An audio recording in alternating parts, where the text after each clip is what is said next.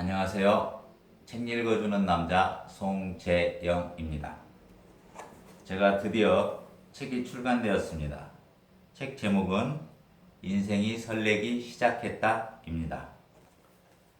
이 책은 올해 10월에 출간이 됐고요. 4개 파트 40편으로 이루어져 있습니다. 에세이집이고요. 4개 파트의 첫 작품에는 이렇게 네이버 QR코드가 있습니다. 근데 이 QR코드를 찍고 들어가면 제가 제 작품을 읽어주는 유튜브 동영상이 나오게 되어 있어요. 그 4편은 이 책에 이미 실려 있고 앞으로 40편 전체를 이렇게 찍어서 유튜브로 올릴 예정입니다. 그러면 독자분께서는 이렇게 편안한 마음으로 이 책을 다 감상하실 수 있도록 그렇게 작업을 해나갈 겁니다. 오늘 제가 읽어드릴 작품은 기적을 일으키는 숫자 100입니다. 읽어드리겠습니다. 기적을 일으키는 숫자 100. 100점을 받아본 게 언제였나 생각해본다. 초등학교 시절 이후엔 예체능 과목 외에 100점을 받은 기억이 없는 것 같다. 우리는 누구나 100점을 꿈꾸지만 능력의 한계로 쉽게 얻지도 못할 뿐더러 누구에게나 허락된다면 그만한 가치도 없을 것이다. 100점이 가지는 가치가 빛나는 이유는 모두 맞추어서 대단하다는 의미보다 100점을 받기 위해 쏟았을 정성과 노력을 인정해주는 것에 있다고 생각한다. 100점을 받으면 더 이상 아무런 말이 필요 없다.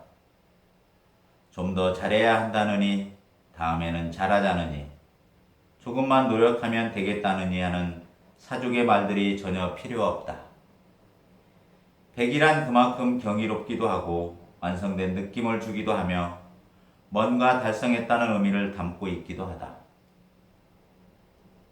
학창 시절에 공부를 잘하지 못한 나는 100이란 숫자와 별로 인연이 없었다. 졸업하고 사회에 진출하면서 가끔 시험을 봐야 할 때가 있었지만 꼭 100점이 필요한 시험은 아니었다. 더욱이 나이가 들어가면서 시험을 봐야 할 경우도 없어지다 보니 100점을 받아야 하는 부담도 없어지게 되었다. 더 이상 100점은 나에게 큰 의미를 가지지 못했다. 그럼에도 인생에서 100이란 숫자는 여전히 내 곁에 남아 있었다. 주변을 둘러보면 많은 사람들이 간절한 소망을 담아 100일 지성, 100일 기도, 100일 불공과 같이 100일간 정성을 다하는 것을 종종 볼 수 있다. 뭐든 100일 동안 꾸준히 한다는 것은 결코 쉬운 일이 아니다. 100점을 받는 것만큼 어렵고 힘들다. 그렇기에 100일간 소망하면 이루어진다는 믿음도 생겼을 것이다. 나도 100일 정성을 들인 적이 3번 있다. 처음 100일 미사는 큰애를 위해, 두 번째 100일 필사는 둘째를 위해, 마지막 100일 프로젝트는 나를 위한 시간이었다. 큰애가 고등학생이었을 때 많이 힘들어했다.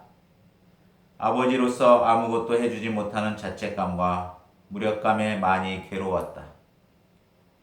그때 내가 다니던 성당에서 100일 새벽 미사를 시작한다는 공고를 보았다. 많이 고민했다.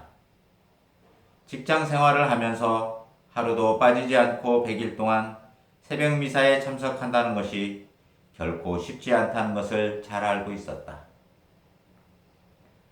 그래도 그땐 뭐라도 해야 한다는 절박감에 일단 시작했다. 겨울에 시작하여 봄이 되어 끝났다. 의외로 많은 분들이 새벽을 열고 성당에 모여 기도하는 모습을 보면서 많은 것을 보고 느꼈다.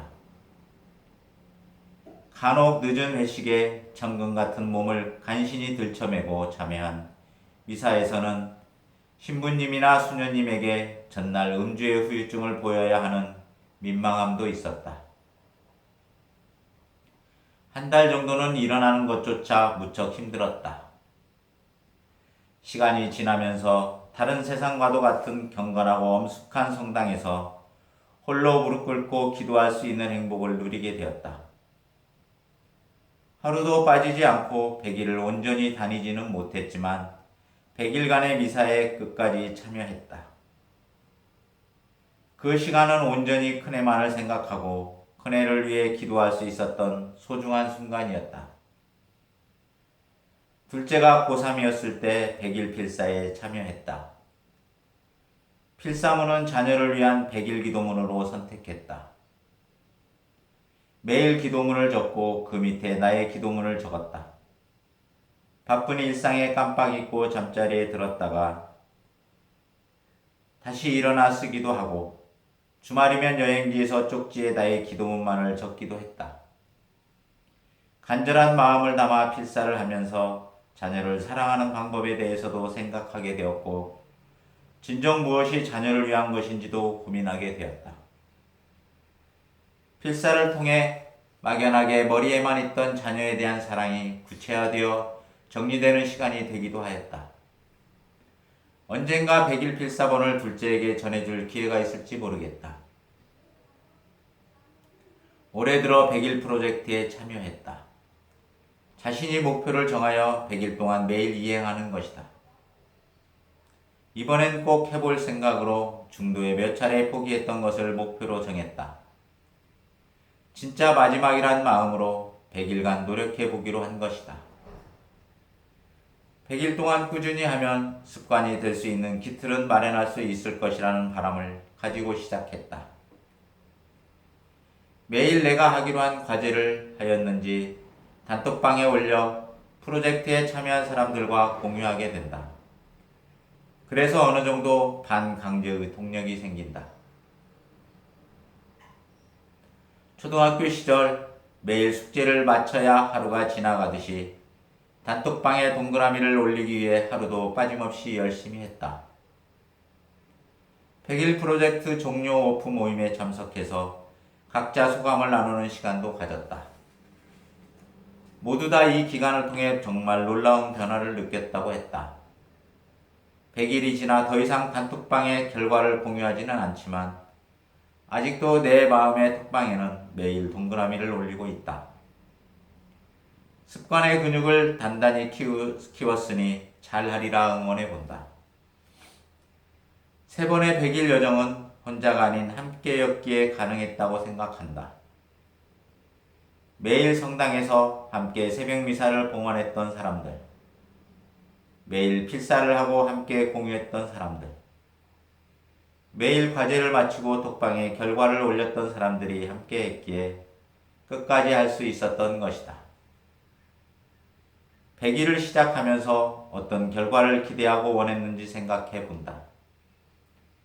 100일의 간절함 끝에 바람이 이루어졌는지도 생각해 본다. 100일이 되는 날에 깜짝 쇼와 같은 결과나 변화를 꿈꾸지는 않았지만 내심 어느 정도의 기대를 하며 시작했던 건 사실이다. 그러나 한순간에 기적 같은 일이 일어나지는 않는다. 다만 세월이 흐르면서 그때 간절히 기도하고 원했던 일들이 이루어졌거나 조금씩 변화하며 이루어지고 있다는 것을 알게 된다. 기적 같은 일이 일어나는 것이다. 앞으로도 나의 능력이나 노력으로 불가능해 보이는 일을 만나면 언제든 다시 100일 과정을 시작할 것이다. 100일간의 고된 여정에서 만나는 사람들과 서로 위로하고 위로받으며 각자의 오아시스를 찾아 떠나는 행복여행을 다시 시작하고 싶다. 100이라는 숫자가 가지는 기적을 믿는다. 고맙습니다.